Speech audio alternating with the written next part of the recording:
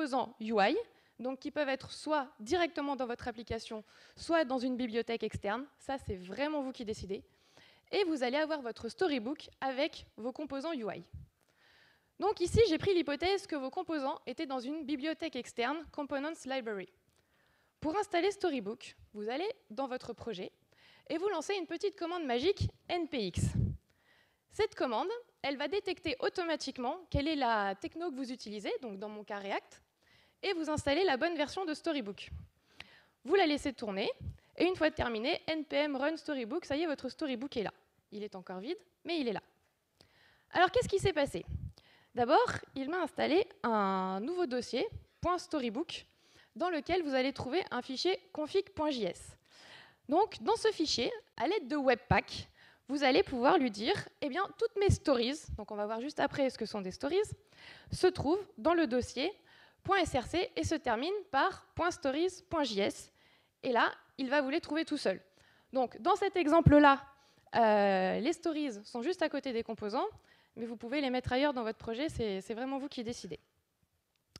Alors, regardons ce qu'est une stories avec l'exemple d'un composant bouton. Je vais créer un nouveau fichier, button.stories.js, et je vais donner un titre, donc titre que je vais retrouver dans mon menu sur la gauche. Ensuite, je vais dire que je parle du composant button, et je vais pouvoir écrire ma première story. Donc là, en fait, je vais juste décliner mon composant dans un état particulier, ici, avec le kind primary. Et je vais pouvoir écrire une deuxième story, secondary, une troisième story, danger, etc., etc.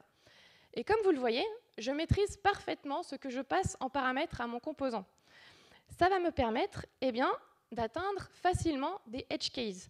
C'est-à-dire que pour un composant donné, si vous l'avez au sein de votre application et que vous voulez tester un cas vraiment particulier, eh bien peut-être que vous aurez besoin de passer 3 pages différentes, de remplir des données hyper spécifiques dans un formulaire, de croiser les doigts pour que votre API à ce moment-là vous renvoie bien une certaine donnée. Et là, avec du bol, eh bien, vous verrez votre composant, comment il réagit dans cet état. Donc grâce à Storybook, comme vous maîtrisez vraiment ce que vous donnez en paramètres à votre composant, eh bien, vous pouvez facilement atteindre des edge cases. Donc voilà, il s'agit là des fonctionnalités principales de Storybook, cataloguer les composants, les développer en isolation et atteindre des edge cases. Mais ce qui fait le succès de Storybook, eh bien, c'est qu'il vient avec de nombreux add-ons. Et aujourd'hui, j'aimerais vous en présenter 5. Alors, allons voir ça de plus près. Donc, voici une instance de Storybook. Vous avez le bouton primary qu'on a vu tout à l'heure, que je peux donc décliner en secondary ou encore danger. J'aimerais commencer par vous montrer la donne accessibilité. Alors, l'accessibilité aux personnes en situation de handicap, c'est un sujet qui, d'après moi, est aussi important qu'il est difficile à adresser. Et justement, cet add-on peut vous aider. Alors, si vous êtes déjà familier avec l'accessibilité, vous savez que vous aurez toujours des tests manuels à faire. Cet add-on ne fera jamais tout le boulot pour vous, mais il peut déjà grandement vous aider. Vous voyez que là, sur mon composant, il a quand même passé déjà 12 tests automatiques. Et pour chaque test, eh bien, je vais avoir plus d'informations et des détails sur son niveau, Wekai, etc. Et justement, eh bien, cet add-on m'a permis de voir que j'avais une violation dans mon composant Content Switcher. Alors, allons voir ça de plus près. Il me dit, OK, le rôle ARIA tablist n'est pas présent sur le parent. Alors, je vais voir ça. OK, je vois bien mes 3 boutons, ici. Ils ont le rôle tab, et effectivement, le parent n'a pas le rôle tablist. Bon, allons régler ça. Je vais dans mon composant Content Switcher. Ma div parent est ici. Je vais lui ajouter le rôle tablist. OK. Alors là, regardez ce qui se passe dans mon terminal. Quand je sauve mon fichier, Storybook, se rebuild automatiquement et se redéploie.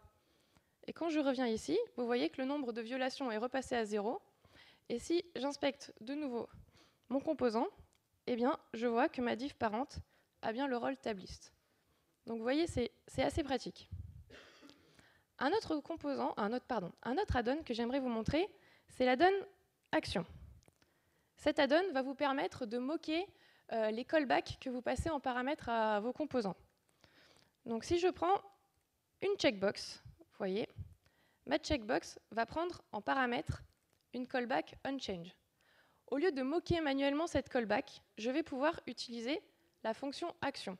Cette fonction est fournie par mon add-on action. Elle est très simple à utiliser. Tout ce que j'ai à faire, c'est lui passer un libellé en paramètre. Et donc, ce qui va se passer, c'est que quand je reviens sur mon composant et que j'interagis avec, là, dans mon panneau action, je vais pouvoir voir que ma callback a été appelée avec 3 paramètres, un booléen, un ID, un événement. Et en jouant, eh bien, je vais pouvoir voir que mes paramètres changent, etc. Donc voilà, assez pratique pour voir ce qui se passe avec les callbacks. Un troisième add-on qui est très intéressant d'après moi, c'est l'add-on Knobs. Cet add-on va vous permettre de générer automatiquement un formulaire qui va vous permettre d'interagir directement avec les paramètres de votre composant. Donc là, vous voyez, j'ai un bouton tout simple, mais j'aimerais voir ce que ça donne quand je lui rajoute une icône. Et puis, j'aimerais bien voir qu'est-ce qui se passe quand il est dans son état de danger. Et si jamais il est disabled. Et puis si je le mets en taille small. Et vous vous rendez compte que là, très facilement, je peux voir comment mon composant réagit et je n'ai plus besoin d'écrire des stories pour tous les cas possibles et inimaginables de mon composant. Alors, comment j'ai généré ce formulaire? Alors, si je vais voir ma story button, eh bien, au lieu de passer directement ma properties, comme je l'ai fait ici, je vais utiliser, comme vous le voyez là, une fonction. Là, la fonction select, qui est fournie par mon add-on Knobs, au même titre que boolean, texte, et il y en a plein d'autres pour d'autres champs de formulaire. Donc ma fonction select, qu'est-ce que je fais? Je lui donne un libellé, que je retrouvais dans mon formulaire, toutes les valeurs possibles de ma liste déroulante, primary, secondary, danger, ghost, et la valeur par défaut au chargement de la story. Et après, voilà, je vais pouvoir utiliser la fonction boolean pour une checkbox ou text pour le champ input text. Donc comme vous pouvez le voir, la génération de ce formulaire se fait vraiment simplement. Ensuite, un quatrième add-on que j'aimerais vous montrer, c'est l'add-on viewport. Si je reprends mon content switcher, vous voyez qu'il prend quand même pas mal de place en largeur. Et moi, je suis un peu inquiète, j'aimerais bien savoir comment ça se passe sur mobile. L'add-on viewport se cache ici. Quand on l'installe, par défaut, il vient avec Small Mobile, Large Mobile, Tablette. C'est entièrement configurable. Vous pouvez mettre vos propres libellés, vos propres dimensions. Donc là, si je prends Small Mobile, je suis très agréablement surprise et je vois qu'il va utiliser des ellipses au lieu de passer à la ligne et de me faire des gros pâtés. Je peux tourner mon mobile, changer la taille. Donc voilà, c'est pas grand-chose, mais c'est vraiment chouette pour voir comment réagit son composant sur différentes tailles d'écran.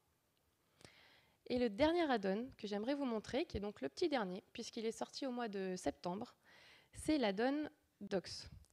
Cet add-on rajoute un nouvel onglet ici, Docs, et cet onglet, dedans, vous allez trouver une doc automatiquement générée de votre composant.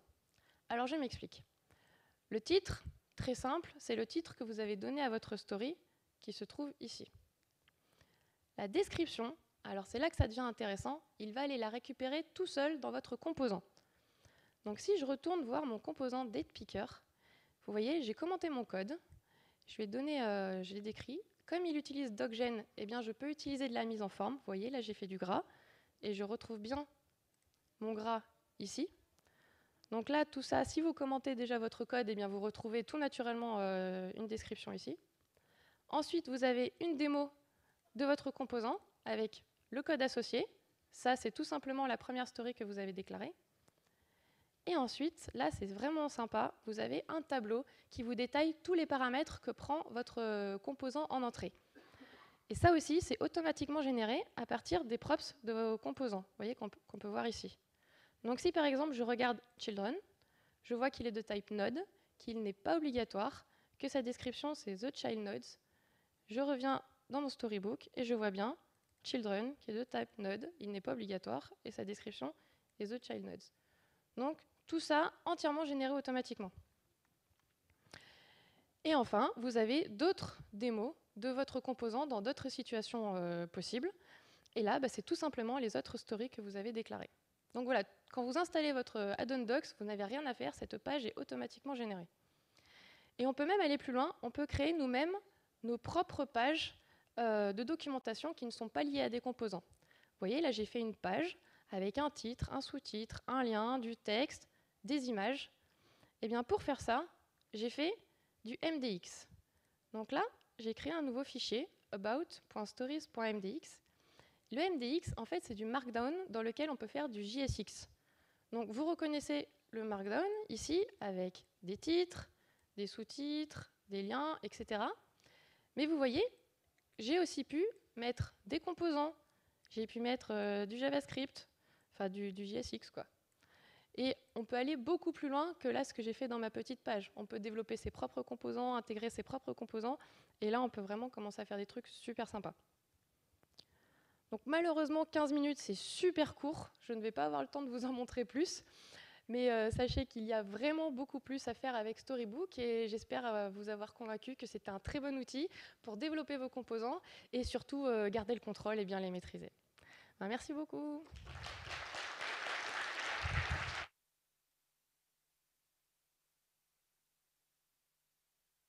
Il y a le temps pour des questions, alors je ne sais pas si... Oui.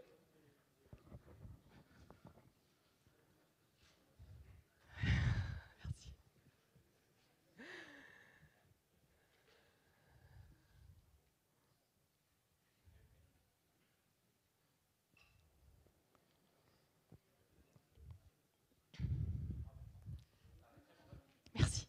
Merci. Mieux ? Ouais.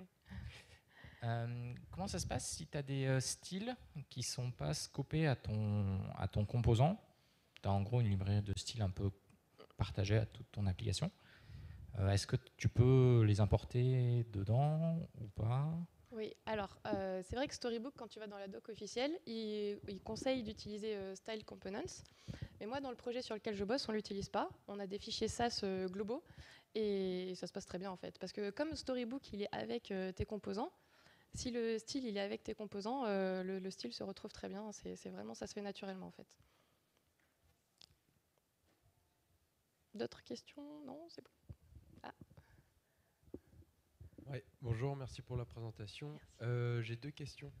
La première, c'est sur la doc autogénérée, sur les types. Vous avez montré PropTypes juste après. Oui. Du coup, ça veut dire que parce que PropTypes n'est pas, enfin, du coup, est lié avec React, oui. Elle est liée avec Storybook au final.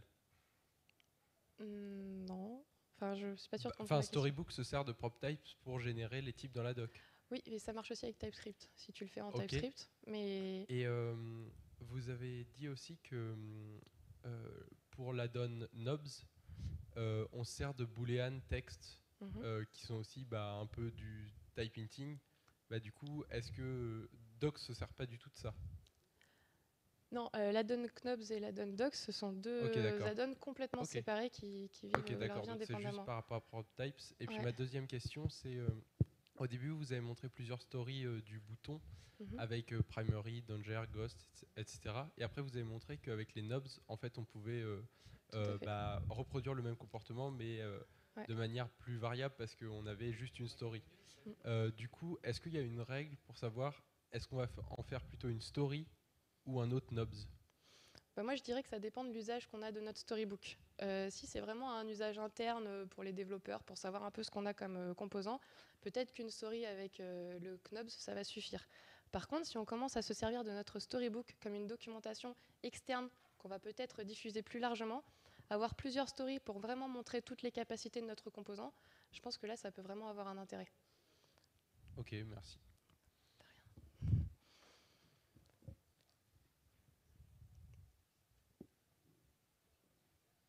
Bon, merci beaucoup.